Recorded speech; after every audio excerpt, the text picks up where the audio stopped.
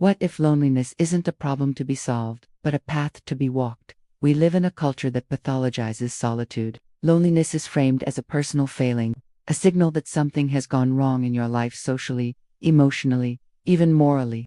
From childhood, we're taught that being alone means being unwanted, that if no one is around us, it's because we're not worth being around. So we chase connection not for its depth, but for its ability to drown out the silence. We fill every spare moment with noise, notifications, company, anything to avoid sitting quietly with ourselves. But what if all this distraction is precisely what's keeping us from becoming who we truly are?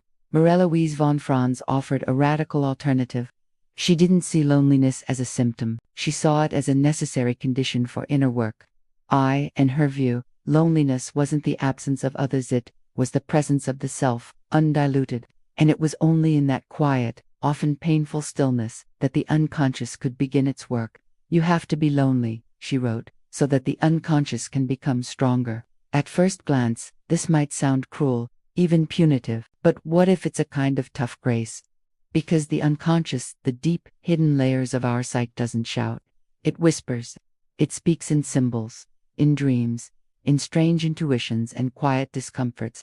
And we can hear any of it when we constantly tune to the volume of the external world. Loneliness strips us bare. It removes the feedback loops of social approval, the daily performances of identity, the constant reinforcement of who we think we're supposed to be. What's left in the silence is raw, unedited, and sometimes deeply uncomfortable, but it's also honest. And it's from that honesty that real transformation begins. We resist loneliness because it threatens the ego's illusion of control. It makes us feel small, vulnerable, exposed. But that exposure is exactly what allows the unconscious to step forward, not to take over, but to participate, to offer a different kind of guidance, one that doesn't come from logic or strategy, but from something older, deeper, more mysterious. In a world obsessed with visibility, loneliness teaches us how to see. In a culture addicted to connection, it reconnects us to the one relationship we cannot avoid, the one we have with our own soul. So the next time you find yourself alone, not by choice, but by circumstance, pause before rushing to fill the space. What if this isn't a failure? What if it's an invitation? The unconscious is waiting, just beneath the surface, but it will not shout over the noise. It waits for quiet. And in that quiet, the unconscious isn't a storage bin for forgotten thoughts or repressed memories, a living presence, breathing beneath the surface of our waking life. Carl Jung described it as a vast and mysterious realm that holds everything we are, but have not yet realized. Marie-Louise von Franz went further. She believed the unconscious isn't just reactive or symbolic, but autonomous. It moves with its own intelligence, its own rhythms. It wants something from us. And if we listen, really listen, it begins to speak. But most people never hear it. Not because it's silent, but because we're loud.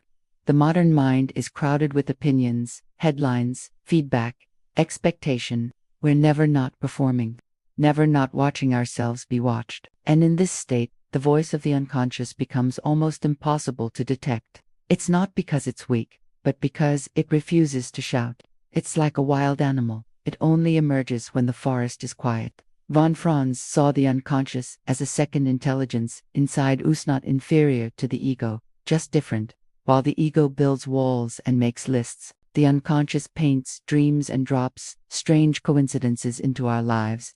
It's the part of you that already knows the thing your conscious mind hasn't caught up to yet, and it's not there to flatter you.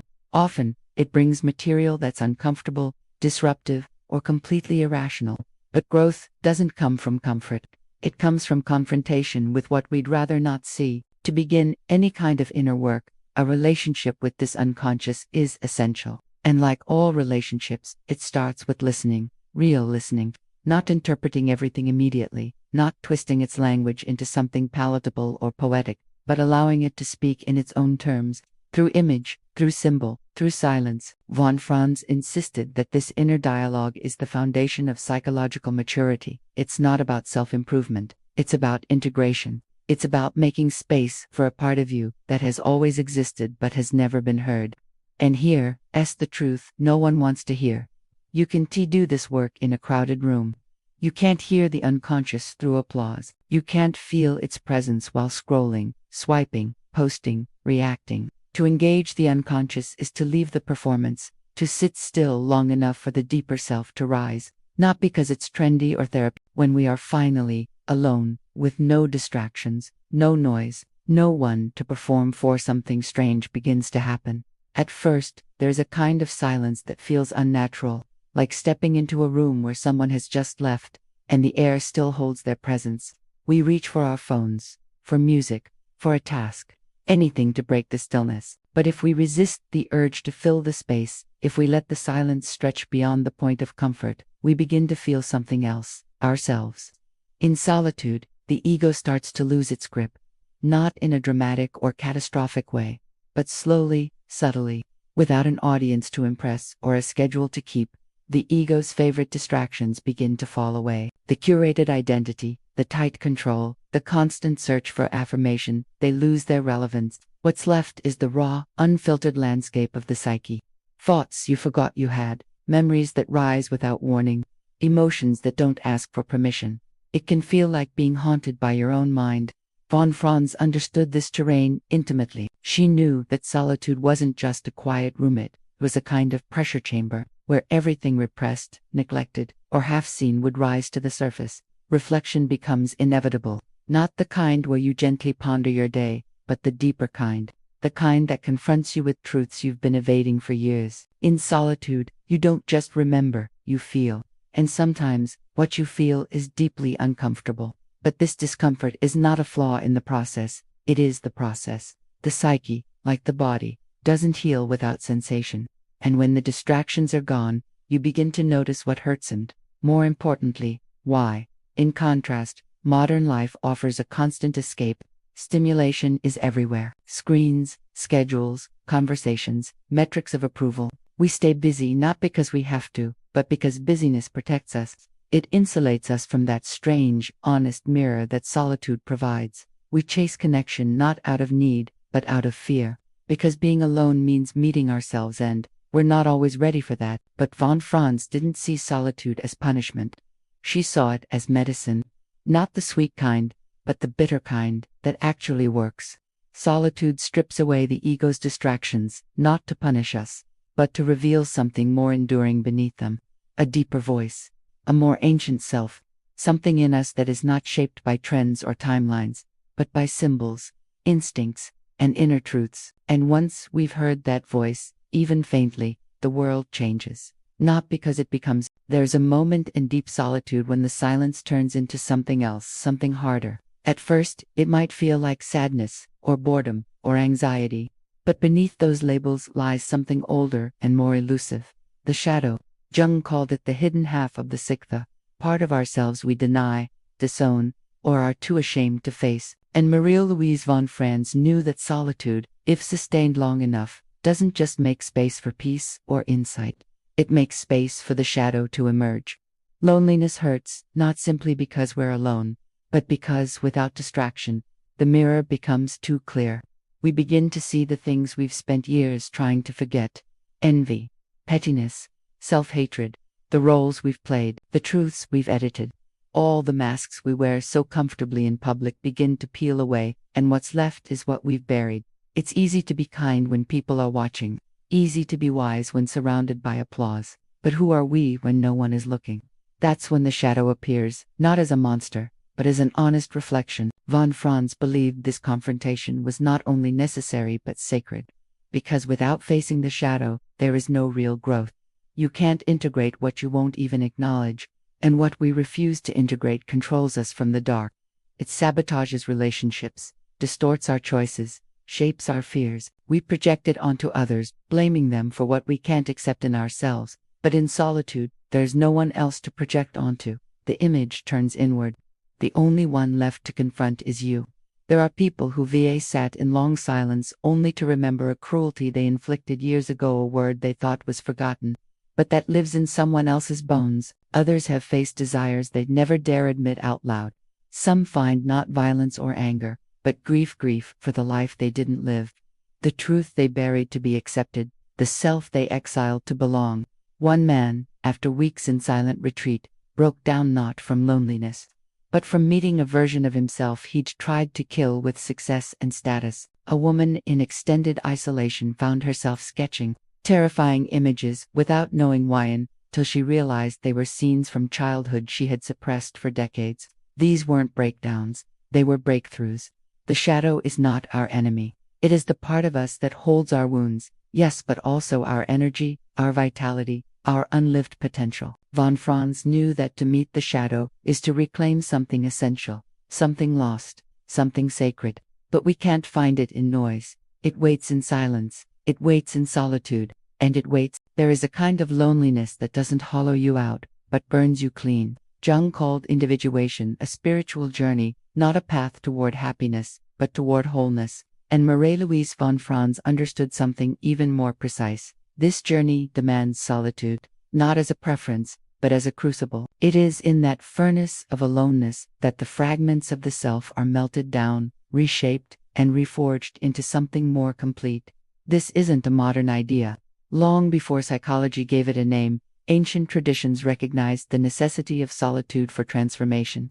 Prophets went into the desert, monks retreated into cells, shamans wandered into the forest without food or fire. These weren't acts of escape, they were initiations. In the stillness, something cracked open, something that couldn't be reached through community or ritual or teaching alone, because there are parts of the soul that only awaken when everything else falls silent. In the noise of ordinary life, the unconscious is a faint murmur beneath the roar of approval, performance, and expectation. But remove the crowd, the titles, the mirror of others' eyes, and, suddenly, that whisper grows louder. It becomes a presence, and not always a gentle one. Solitude has no interest in politeness. It strips away the layers you didn't know were there, burns off the ego's protective varnish, and in the heat of that inner fire, something is revealed, not invented, not added, but revealed, as if it had been waiting all along. Von Franz believed that this kind of solitude wasn't just useful, it was essential. Without it, we remain fragments of ourselves, driven by what others think we should be, echoing the lives we've been handed. But in the quiet, you begin to hear a different rhythm. Not the pulse of the world, but the beat of your own becoming. It's not an easy rhythm. Sometimes it sounds like longing, sometimes grief. But if you stay with it, it becomes something else. Clarity, vision, integration. That same solitude, once feared as emptiness, becomes the ground where creation begins. Bollingen Tower, where von Franz spent long stretches in isolation, wasn't just a retreat, it was a threshold. It was there, in the silence, that she met the unconscious, not as a theory, but as a companion. Her insights didn't come from research, but from listening, from letting the psyche speak in its own language, image, dream, symbol. And she was not alone in this. Artists, poets, mystics, those who touched the deepest truths, often did so in solitude. Van Gogh's swirling skies, Rilke's aching lines, even Jung himself, painting in stone by the lake, spoke of creative acts not as expressions of the ego, but as messages from the depths. There's a kind of loneliness that doesn't crush the spirit, but sets it free. For Marie-Louise von Franz, solitude was never a retreat from life. It was a return to it. At Bollingen, in the quiet stone tower beside the lake, she found not emptiness, but a deepening. It was there, away from the world's rhythms, that the unconscious began to speak in images, too subtle, too strange, too sacred to emerge in ordinary conversation. Her insights didn't come from analysis alone, but from surrendering to silence, trusting that what rises in solitude is not chaos, but meaning, waiting to be seen. The world often romanticizes creativity as a sudden flash, a divine spark. But the truth is more demanding. Real creation requires space, fast, quiet space, where the ego loosens its grip and something older can take the reins. Von Franz knew that the unconscious doesn't speak in straight lines. It paints, it dreams, it constructs strange symbols in the corners of your mind and waits for you to notice.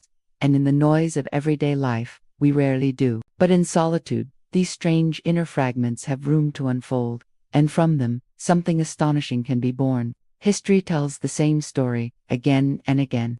Rainer Maria Rilke withdrew from society to write his most haunting poems, refusing even letters from friends so he wouldn't disturb the fragile connection he had with his inner world. Emily Dickinson lived much of her life in near-complete seclusion, turning that silence into poetry that still startles with its intensity.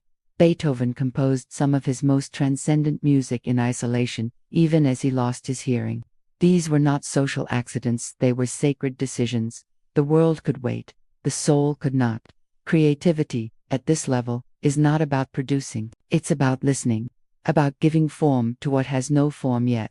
Von Franz's work often reads less like psychology and more like myths telling, not because she was escaping science, but because she was in touch with the archetypal world from which myth itself emerges.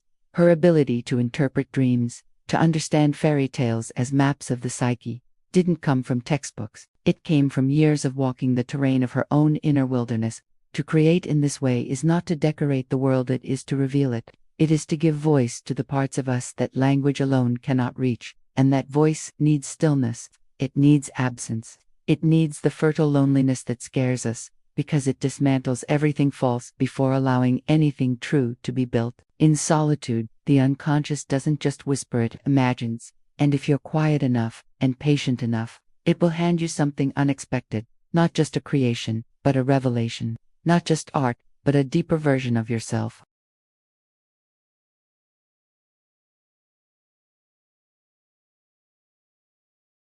We are experts at avoiding ourselves. The moment silence creeps in, we reach for distraction like a reflex. A glowing screen, a passing conversation, a to-do list, a drink, a scroll, anything to keep the stillness at bay. Loneliness, we've been taught, is something to run from, to medicate, to cure. But not all forms of being alone are the same. There is a loneliness that wounds, yes, but there is also a solitude that heals. The tragedy is that we often confuse the two, and in trying to escape one, we throw away the other. Marie-Louise von Franz understood this difference with piercing clarity. Isolation, she said, can crush the spirit when it's imposed from the outside, when we are cut off from the world against our will, rejected or forgotten. But solitude is chosen. It's not a punishment, but a discipline, a quiet rebellion against the overstimulation that numbs us to our own depth. And yet, most of us never give ourselves the chance to experience it, not because we don't have time, but because we've been conditioned to be terrified of what we might find there. Modern life is built on avoidance. Everything is engineered to keep us from pausing, reflecting, feeling too much. The pace is frantic, the noise relentless. We carry a universe of distraction in our pockets, available at the flick of a thumb.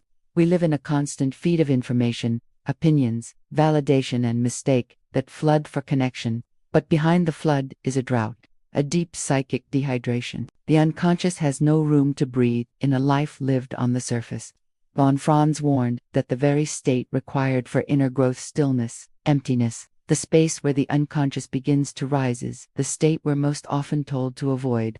We fear it because it dismantles the narrative we've constructed. It reveals what's underneath the role, the mask, the posture. And that unveiling, though essential, is uncomfortable. But the discomfort isn't the problem, it's the path. The real danger lies in numbing it away. Every moment spent in distraction is a moment borrowed from self-discovery. Every avoidance is a delay. And the longer we delay, the harder it becomes to remember what stillness even feels like. We become strangers to our own depths, experts in performance, amateurs at presence. But growth, real, lasting, inner transformation doesn't happen by chasing more. It happens by making space for less. To stop running is not to collapse. It is to arrive. To choose solitude is not to disappear, but to finally appear to yourself. The world will not teach you how to do this. In fact, it will quietly punish you for trying. But the unconscious doesn't care about likes or deadlines. It waits beneath the surface, unhurried, undemanding. All it needs is silence and the courage to face it.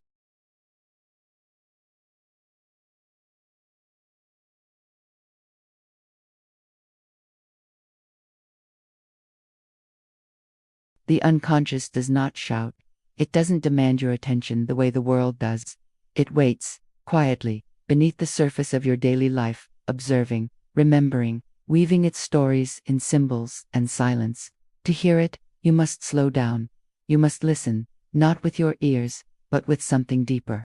Something most of us have forgotten how to use. Listening to the unconscious is not about effort. It is about space. And most of us live lives so crowded there is simply no room left for anything unknown to appear. Marie-Louise von Franz believed that the unconscious is always trying to speak to us, but that its language is different from the one we retaught to use. It speaks in dream images, strange moods, sudden insights, and odd, persistent symbols. You won't find it in your calendar or inbox. You find it in the quiet moments, the moments you usually rush to fill.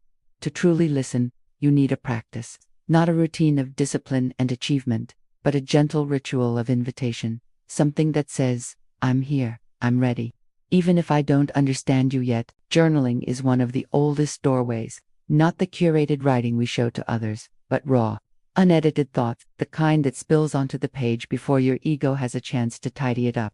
In those scattered sentences and half-finished ideas, something strange starts to show up, a pattern, a question, a voice that doesn't sound quite like yours, but feels more honest than anything you've said aloud in weeks. Dreams, too, are a kind of message. Von Franz believed they were letters from the unconscious, delivered each night whether we remember them or not. Writing them down, not just analyzing them, but honoring them creates a conversation. And over time, the unconscious begins to speak more clearly, more often. But it won't speak into noise. It won't compete with the constant scroll of distraction. That's why silence matters, not as absence, but as space.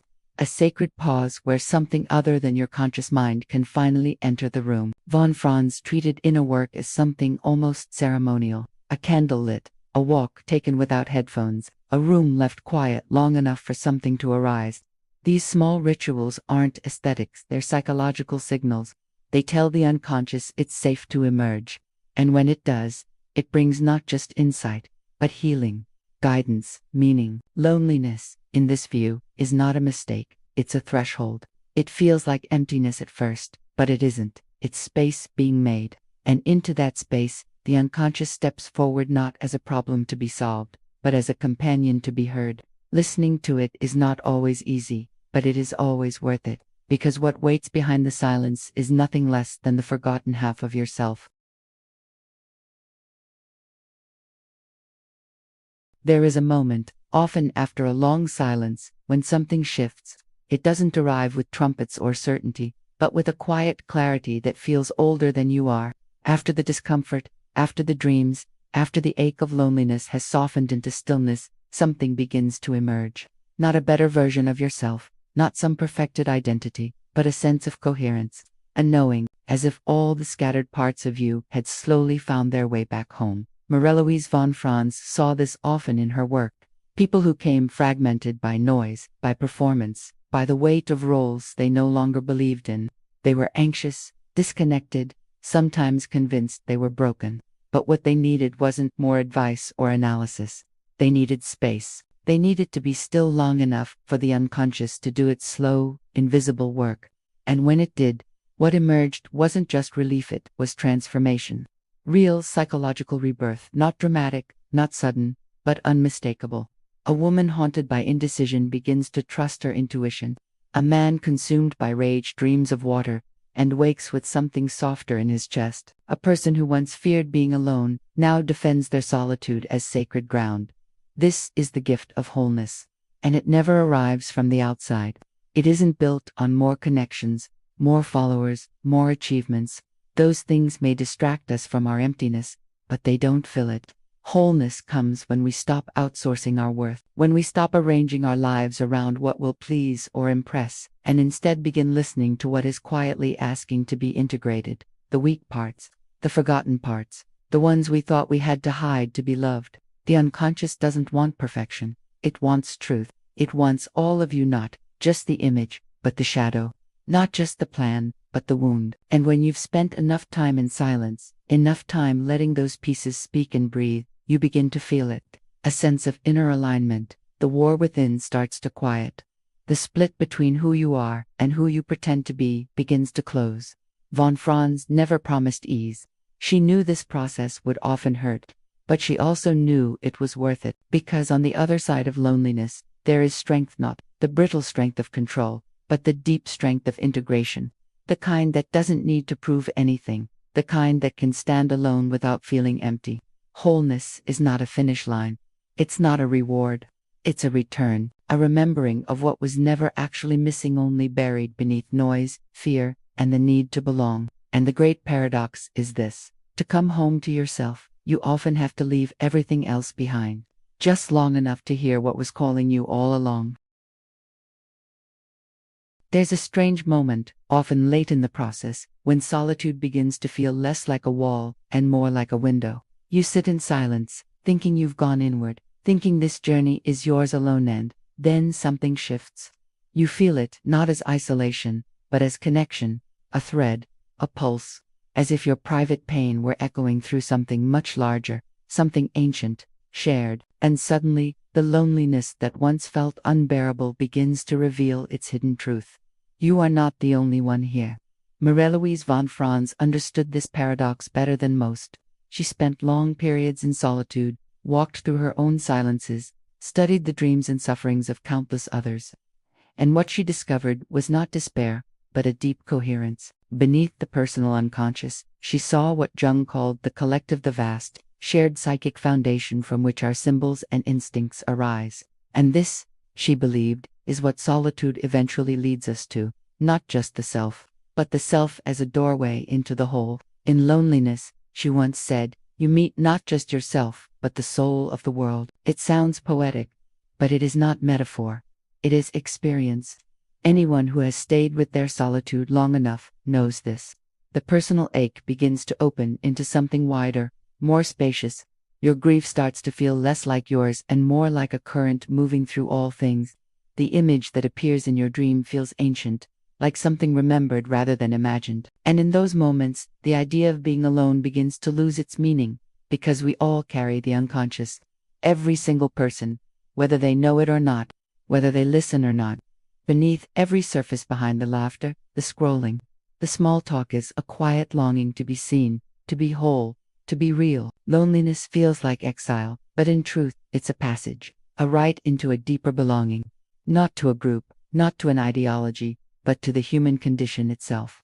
The world teaches us to fear being alone, but what it doesn't say is that, in solitude, you join a lineage, the mystics, the exiles, the dreamers, the artists, the ones who chose silence over noise, truth over comfort. You are not the first to walk this path, and you will not be the last. So when the loneliness rises again, as it will, don't rush to escape it. Sit with it. Ask what it's here to show you. And remember, someone else, somewhere else, is doing the same. Listening to their unconscious, holding their questions, making space for what wants to be known. You are alone, yes, but only in the way roots are alone beneath the surface, reaching in the same direction.